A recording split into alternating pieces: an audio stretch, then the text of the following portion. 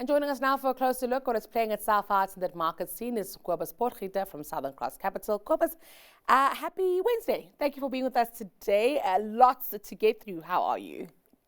I'm great. Thanks for having me, Nolatunde. All right, Cobus, maybe it's halfway through this week. I think Jackson Hole stuff will come up today. We'll understand what Jerome Powell will say. We're still watching this interest rate decision, but recessionary fears have entered the fore and then exited the fore, and I think are trying to enter the fore again. Where are we with that, and how are markets taking stock of all of this today? Markets are treading water. Looking forward to Jackson Hole. As you've mentioned, this afternoon we will be getting the payroll revisions. Essentially, the payroll numbers that are released in the US are estimates and audited over time. So we're going to get them audited up to the end of Q1, I believe. And historically, that's led to quite significant revisions, and the market is expecting those numbers to be softer than previously estimated. So, in addition to that, we are getting the FOMC minutes, where Powell decided to, or the committee decided to keep rates level at last month. But the minutes, typically sort of provides a lot of detail in terms of the discussion and where things are going and forward-looking expectations, and of course the reasons for doing what they are doing. The market wants to hear that inflation is benign, not that the economy is soft. So quite a bit of uncertainty there. But it'll also guide us into what we are meant to expect from Jackson Hole on Friday, where we are expected to get a lot of color. Historically, we've gotten a lot of color there. You're talking historic events like quantitative easing and transitory inflation, all occurring at Jackson Hole. So the market's, sort of looking for direction, and more than anything, a reason for that direction. Well, that said, we also saw inflation emerging from South Africa, 4.6%. Think that that's good for our own story. I think at this point, markets definitely leaning into a September cut. Absolutely. So that's quite a significant beat. The core number is now below the target rate. So that's very significant. If you assume the target band is 3 to 6, and that implies a target rate of 4.5 or lower. So that's incredibly significant. And we've seen, even though the rand hasn't reacted, the rand has been robust for weeks now. The bonds have had a major reaction, and South African bondholders are very pleased now. The forward rates are pricing in 65 basis points of cuts. Now, I mean, forward rates are not binary; they price probabilities.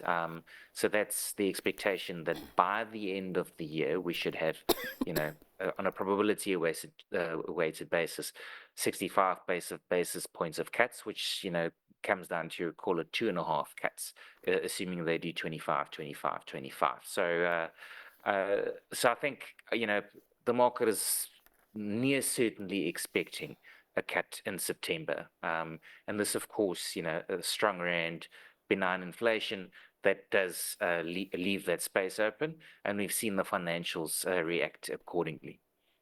Getting into some company news now, a busy one on the domestic front. Maybe let's start off with Curo. A great set of numbers, I would say here. They just, it's one of those companies that was at the right place at the right time. And South Africa's middle class really leaning into their affordable private school education model. Yes, this used to be a darling, well covered, that we used to speak about all the time. And I think the original thesis was way too optimistic. They spent investor presentations essentially selling the J curve and ultimately underestimating the cost of capital for running a business like this. And it came off significantly in the wake of, when the replacement costs, because this is very capital intensive. You're putting up literal schools. And it looks attractive, but the capital cost just makes these businesses, the return on equity is just not that great. And ultimately, it had to mature through that cycle and become a more mature business. Now, off that sort of reset base, this is a decent set of results, a shadow of its former self, barely covered by any analysts. It's funny how this, the ebb and flow of popularity on the JSE occurs, but in isolation, given all of this backdrop already described, a decent set of results, and ultimately executing on its new mandate as a much more mature business where, the cost of capital versus revenue situation is more in balance. Another business that seems to be doing pretty okay here is Spur. They're managing also to capture the South African market even during these cash-strapped times. Let's talk about that. I mean, we see revenue up 14% there, 11.4% increase in HEPS. It really is double-digit growth that we're seeing here. Yes, yes. Look, some of that's acquisitive in the form of Doppio, which is still an acquisition bedded down in December 23 that managements are quite excited about. But yes, excellent set of results, very well conservatively managed business. Went through a bit of call it a varnish. They changed the corporate imagery, I mean the store imagery for both Spur and Panarottis. That seems to be working pretty well. They're going through a similar exercise with John Dory's, Rocco Mamas and Hussar still performing in line. I mean, this is a very well managed business, and one has to point out that throughout this set of results, management keep on pointing out how constrained the environment is, how sort of sideways revenue numbers are, and even though they are turning bullish on the South African economy, they don't actually expect that to translate into their numbers in the short term. So being able to deliver these numbers on that sort of platform and being very well positioned for a growth in the base, this is just a very decent set of results. And we spoke about quick service versus casual dining before, and I think that thesis is playing out quite nicely in that casual dining has clearly been more robust. Quick service has had completely disproportionate inflation relative to casual dining, and consumers are sort of going back to those old habits. They're going out again. They're not spending more money necessarily, but they're not getting takeout anymore, or less so. They're not getting food delivered. It's more so, they're going out again. So Spur have been, of course, being heavily concentrated in casual dining, beneficiaries of that, and on top of that, just a really nice basket of assets and brands, well positioned, assuming we do get this nice recovery for the consumer locally. Let's get into some stock picks now, Cobus. Maybe let's first off look at counters that have found favor with industry peers. So China, in my view, is becoming an increasingly compelling investment case. I think there's a number of reasons for it. One, the sentiment has just been rock bottom for a while now. And as a result, valuations are incredibly cheap, almost universally across the board. What that means is it limits your downside as an investor. You've already fallen quite a bit.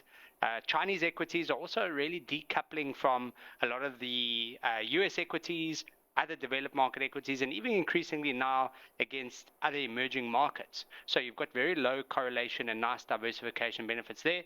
And then it looks like recently Beijing's going to enter into another stimulus cycle. They're cutting various reference rates and that type of thing. So, my preferred exposure there, although it is the sharp end of the stick, is to go for the Crane Shares China Internet ETF. I'm picking a South African small cap. After the elections, there's much more interest in South African small caps. So a lot of shares that have been very cheap for quite a while might get some renewed interest. And one of those shares is Mustec. It's a computer hardware distributor. They import, assemble, and then sell computer hardware. A lot of people needed to buy new laptops and PCs when they started working from home the first time in 2020. So there was a big expenditure on computer equipment, but then that meant in 2022, 2023, there was a lack of spend because everyone still had their new PCs. So I expect that trend to reverse, and hopefully 2025 will be another year of decent expenditure on computer hardware. It's an international company called Palo Alto Networks. So it's all around cybersecurity. And they are the biggest in their field with a market cap of $120 billion. So it's a big player. And what's happening at the moment, we saw with COVID, everyone kind of working from home, digitizing businesses. And with that, companies are needing to be very careful because cyber attacks, and it's really, especially with AI now as well. We've actually saw, I don't know if you with there was a stadium where Microsoft was down for a day, and people couldn't fly internationally because it was there was some sort of technical breakdown. So with the technology moving the way it is, companies needing to be a lot more IT focused, cybersecurity companies are actually they're a great, like almost like an insurance company in a sense. I mean, you have to have it in your portfolio. All right, Cobus, keen to get your thoughts on some of those counters. We've got Mustake, Palo Alto, as well as the CraneShares CSI China Internet ETF. I'm a value guy, so I like the CraneShares ETF, and I feel bad for any commentator that called this 24 hours before Walmart dumped their JD shares and absolutely brutalized that stock. It is one of the biggest weightings in that ETF, but ultimately, I mean, the views on China are becoming very, very, far apart. It's sort of binary at the moment. You love it or hate it, but China is very cheap, and these shares in particular are very cheap at the moment. So we like that exposure. We think there's a lot of upside from this kind of level, and even more so now than a couple of days ago, with Walmart exiting that stake. And that's for more reasons than one. It's not just because they dislike JD. This was meant to be a partnership where they were allowed to sell Walmart products through JD's channels in mainland China, and it hasn't really worked out in terms of generating any volume. And the quid pro quo for that was they were meant to acquire 5% of those shares, and now they're offloading them. The partnership hasn't really worked for them. So that timing, that exit is creating a bit of a distortion, a bit of I believe, a buying opportunity there. Mustake, I agree, there's a bit of a normalization of the IT procurement cycle taking place, and it's maybe a less loved small cap SA Inc. type stock. It's a distributor for some rather nice international brands, and they have their proprietary, call it white label brands in the form of something like Mesa as well. So reasonably cheap, probably well positioned, very illiquid. So you've got to sort of fire and forget, buy it, hold it for long, and wait for that recovery play. That South African economy to recover, and at the same time that cycle to recover. But it is a nice hold and sort of in a personal, for an NEPA portfolio for the long term. Palo Alto, that's a different story entirely. Yet another tech stock, price for perfection, forward PE of 60. Most of the analysts think it's overvalued. The CEO is sort of repositioned towards a bundling model, what they call platforming, where instead of having a bunch of products, they almost bully consumers and customers into using all of the products by offering some of them for free, and in time, so people will sign up for the core product, which is, call it a firewall or web security, and they'll bundle in all of these other things for free and eventually start charging for them, or try to start charging for them. And it's been working in the short term at least. But at the same time, it's a very competitive space, and the share price for absolute perfection in an environment where, in the wake of the Microsoft failure we had, the consumer is becoming a little bit more discerning in terms of where they do their security spend. So I don't know the stock that well to have a firm view, but I dislike the valuation, so it's not something I would call on any given day. With that said, which counter are you going with today? It's one of the best performing stocks of the day, and it's a dog. It's ABSA Group. So we've seen the news around the sixth CEO in as many years. Some leadership issues, but at the same time, we've also seen interest rates being cut, and ideally, we're going into an environment where the consumer is under less pressure, lower rates. ABSA tends to be the long duration call. As rates lower, pressure on the consumer lessens, redundancies go backwards, and ultimately it is the cheapest amongst the financial stocks, which still have quite a bit of upside from this level as a sector. But amongst those sectors, it's got the most room for improvement, and also well positioned for a cutting cycle in any case.